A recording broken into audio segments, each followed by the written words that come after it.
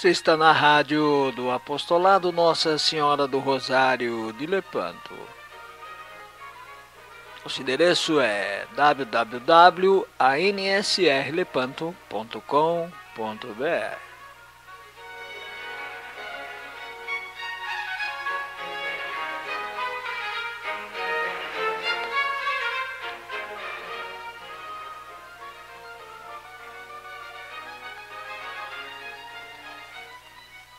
A certeza moral e falsa prudência.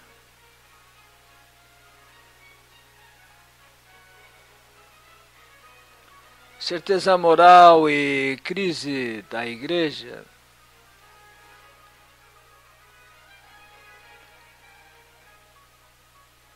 Quando a consciência de um homem é assaltada por dúvidas positivas em matéria grave, qualquer ação é em si mesma ilícita.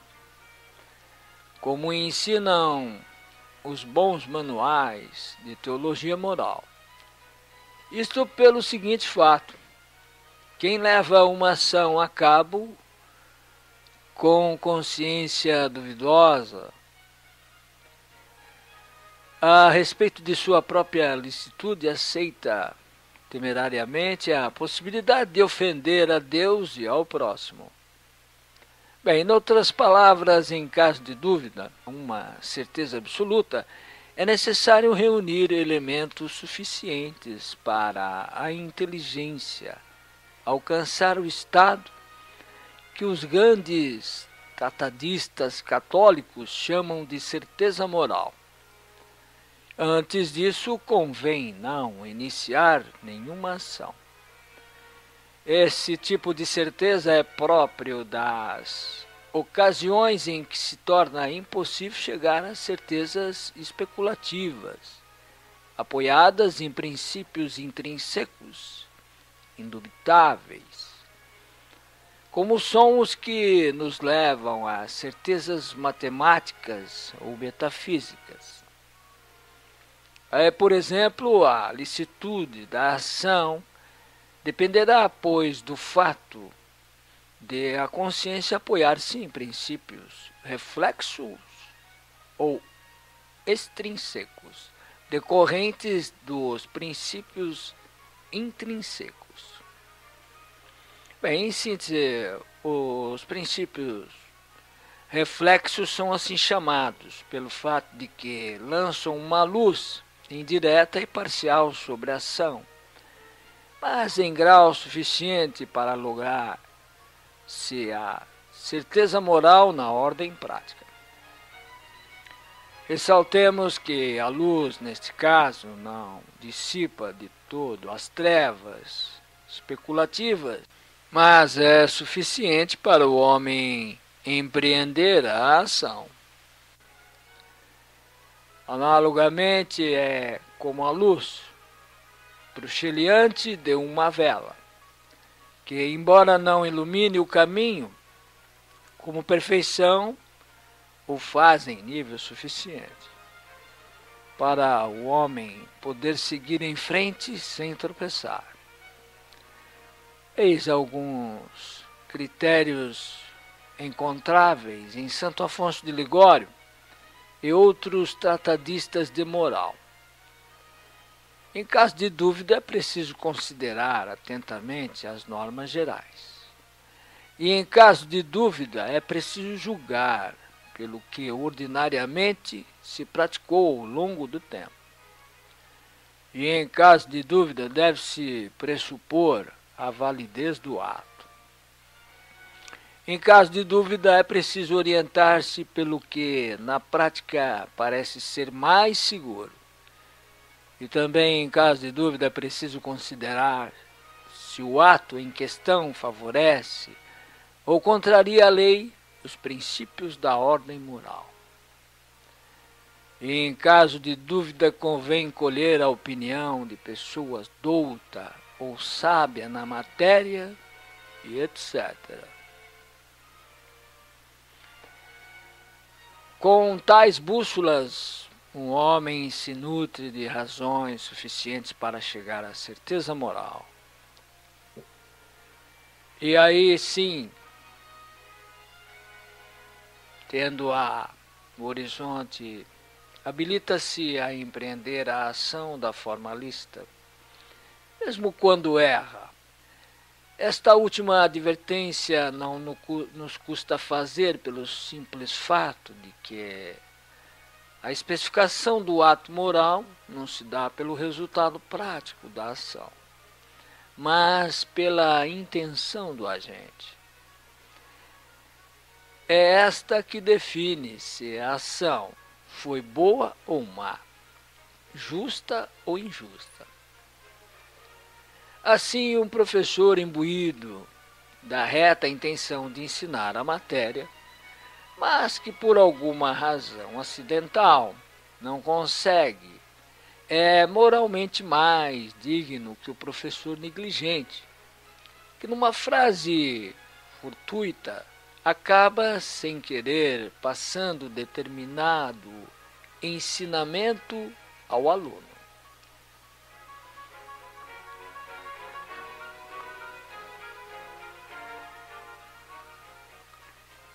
Em breves palavras, todo homem tem a obrigação de empregar os meios possíveis para chegar a uma consciência verdadeira e reta antes de obrar, sobretudo nas ocasiões de extrema gravidade.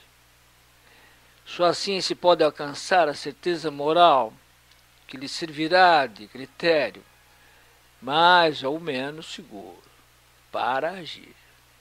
Portanto, se a perplexidade de qualquer situação se impõe à consciência de uma pessoa, seja em razão do escândalo, seja em razão de contrariar o bom senso, seja em razão de favorecer o mal, em detrimento do bem, seja em razão de ir contra a lei, etc., é dever dela munir-se de critério que a conduzam à certeza moral. Caso contrário, o pecado de omissão é gravíssimo. Esta é o propósito, a situação da pessoa cuja covardia se reveste do molde de falsa boa consciência. Esta mesma que as faz acusar temerariamente quem não se mantém movidas por amor a um bem maior.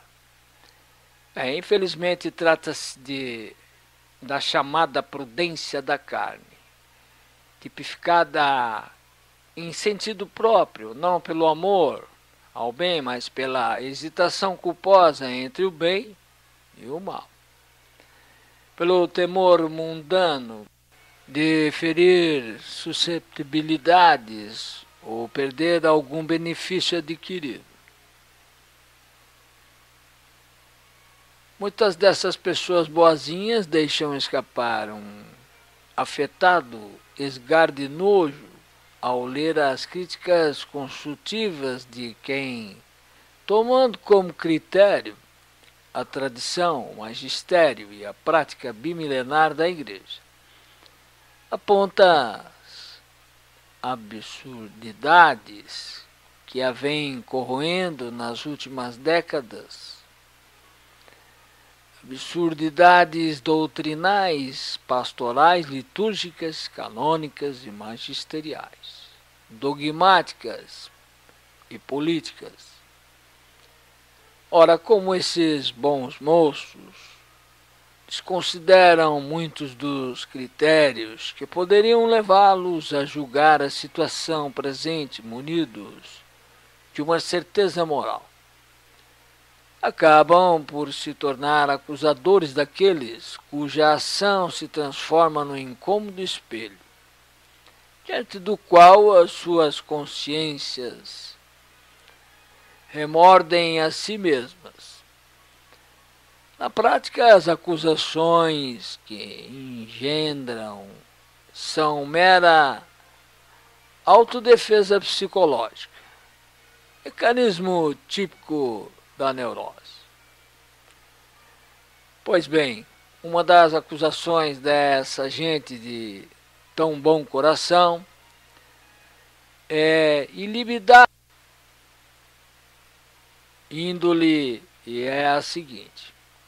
Bem, os tradicionalistas são sede-vacantistas práticos, pessoas movidas por um orgulho insano, manifestado pela desobediência em que caíram. No que nos diz respeito, como ônus da prova, é de quem acusa, desafiamos estes eruditos conhecedores da doutrina católica a provar isso como razões suficientes e com a devida associação da teoria a exemplos práticos, tipo assim. Seria desobediência sede-vacantista apontar publicamente a absurdidade do discurso do Papa Francisco em prol a uma igreja pobre e para os pobres? Essa opinião do Papa é porventura magisterial? Tem ela a intenção declarada de se impor aos fiéis católicos como doutrina a ser seguida?